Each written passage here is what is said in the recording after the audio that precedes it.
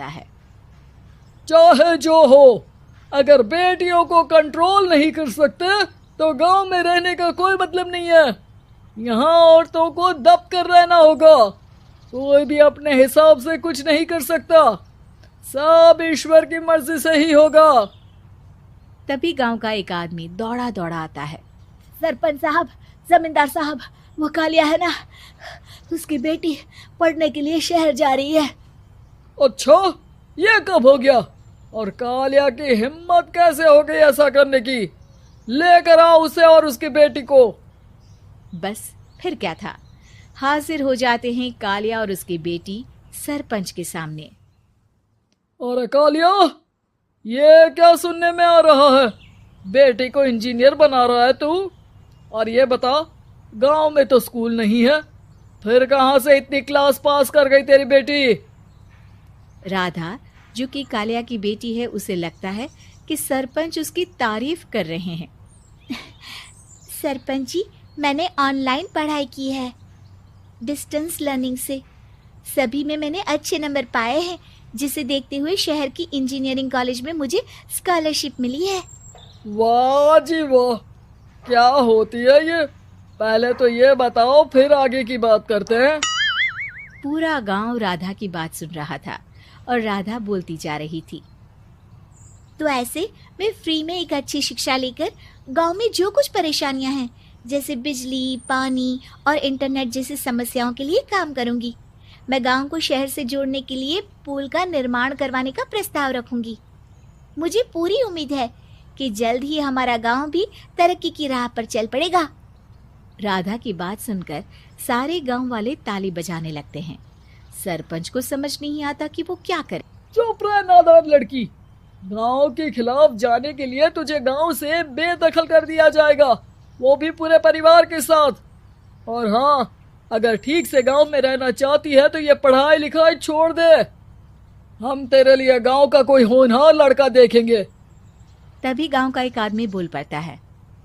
अरे नहीं नहीं सरपंच जी, राधा बिटिया जो बता रही है, अगर वैसा हो जाए तो हम लोगों को पैसा कमाने के लिए बाहर नहीं जाना पड़ेगा।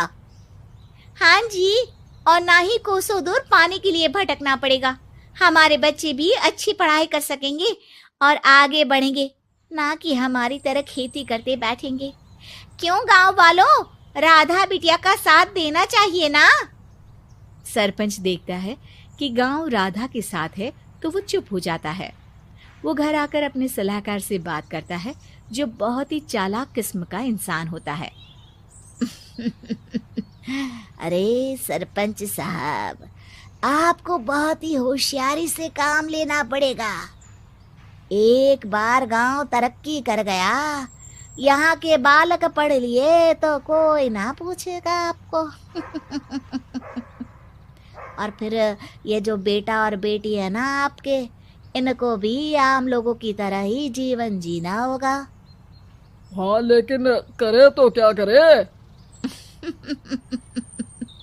वो ना आप मुझ पर छोड़ दीजिए, बस मैं जैसा बोलूं करते जाइए।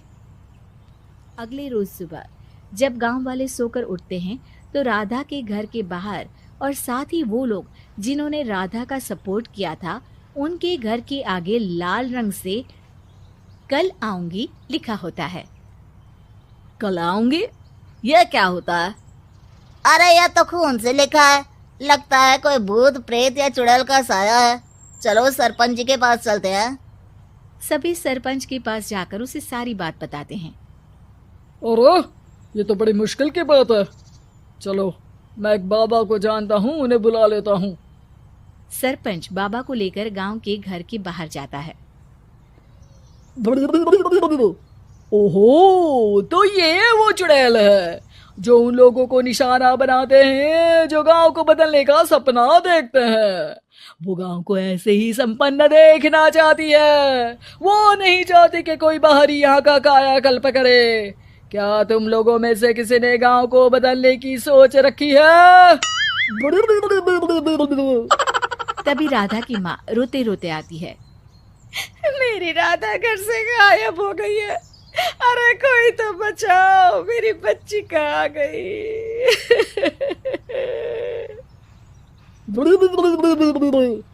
ले गई वो चुड़ैल, तेरी बच्ची को ले गई। अब वो उसे श्रापित करके छोड़ेगी, उस पर चुड़ैल का साया हो जाएगा। तभी बुरी सी हालत में राधा भी वहां आ जाती है। उसके बाल चुड़ैल की तरह फैले होते हैं और कपड़ों में खून लगा होता है। सभी राधा को देखकर डर जाते हैं। माँ, पता नहीं मुझे कौन उठा कर ले गया था। अरे दूर दूर हो जा चुड़ैल, अब हम लोग इस गांव में नहीं रुकेंगे। अरे कैसे बातें कर रहे हैं आप? कल तो आप मेरे भरोसे गांव का हुलिया बदलने, अपने बच्चों को पढ़ाने और तरक्की उन्नति की बात कर रहे थे, तो आज क्या हो गया आपको? ये फिर तुम लोगों को बहकाएगी। ये चुड़ैल गांव में आ चुकी है, ऐसे ही ये तुम्हारे घर के बच्चों को भी ले जाएगी। गांव वाले राधा को गांव से बाहर निकाल देते हैं। उसके माँ बाप रोते रहते हैं, लेकिन गांव वाले नहीं मानते। मैं भी अपनी बहन के साथ गांव के बाहर रहूंगा, लेकिन वो पढ़ाई नहीं छोड़ेगी। वहीं सरपंच के घर पर सलाहकार कहता है, देखा, सांप भी मर गया और लाठी भी नहीं टूटी। लेकिन अगले ही दिन सरपंच के घर के बाहर भी वही शब्द लिखे होते हैं। और फिर सरपंच की बीवी कहती है, हमारी बेटी को किसी ने अगवा कर लिया है। तभी राधा का भाई वहां आ जाता है। अरे गांव वालों, मैंने सरपंच जी की बेटी को देखा था। वो चुड़ैल उसे उठाकर ले जा रही थी। अरे क्या मजाक कर रहे हो? नहीं नहीं सरपंच जी, आप नहीं जानते। वो चुड़ैल अब आपकी बेटी में आ जाएगी, जैसे राधा के अंदर आ गई थी। तभी सरपंच की बेटी वैसी ही हालत में वहां आती है जैसे राधा आई थी। पापा, पता नहीं कैसे मैं गायब हो गई थी। चुड़ैल, इसके अंदर भी चुड़ैल का साया है, मारो इसे। अरे नहीं नहीं, इसे भी राधा के पास गांव के बाहर ही भेज दो। अरे चुप रहो, मेरी बेटी कहीं नहीं जाएगी और चुड़ैल वुड़ैल कुछ नहीं होता है। अरे कैसे बात कर रहे हो सरपंच जी? आप तो बोल रहे थे कि आपका फैसला भगवान का ज्ञान होता है, तो अपने पर बात आई तो अब आप ऐसे बोल रहे हैं। अरे ना ना ना, आपको अपनी बेटी को त्यागना ही होगा। अरे बुलाओ बाबा को। राधा का भाई बाबा को ले आता है, जिसे अब गांव वालों के डर के कारण सच बोलना पड़ता है।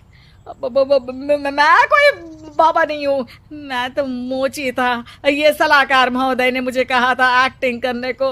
अब वो मुझे पैसे देने वाले हैं। अब मुझे माफ कर दो। गलती हो गई, मुझे माफ कर दो। तभी वहां राधा आ जाती है। देखा सरपंच जी, जब गांव के बच्चे साक्षर होंगे तो आप जैसे लोगों की चालाकी नहीं चलेगी।